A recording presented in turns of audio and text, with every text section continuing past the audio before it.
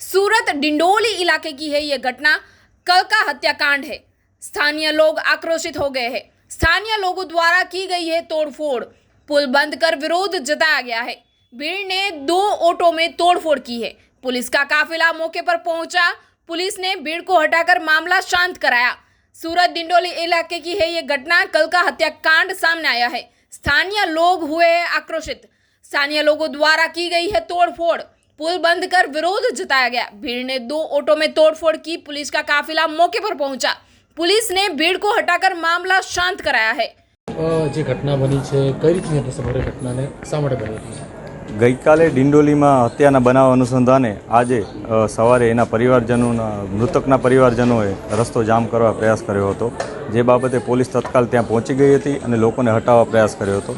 લોકોને વારંવાર અમે અપીલ કરતા હતા કે તેઓ અહીંથી દૂર થઈ જાય, સામાન્ય જનતાને તકલીફ ન પડે।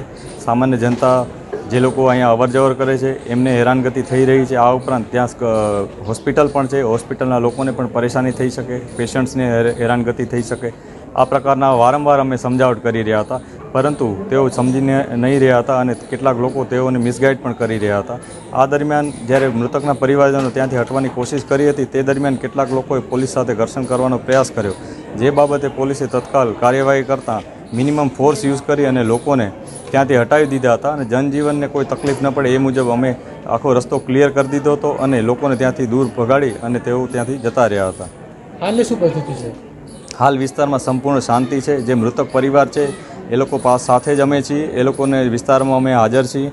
એ લોકો કોઈ પણ જાતનો કાયદો હાથમાં ન લે એ માટે અમારે વારંવાર એમની અપીલ પણ છે અને તેઓ જે પણ એવિડન્સીસ આપે છે એના ઉપર અમે કાર્યવાહી કરવા પણ અમે એમને ખાતરી આપી છે।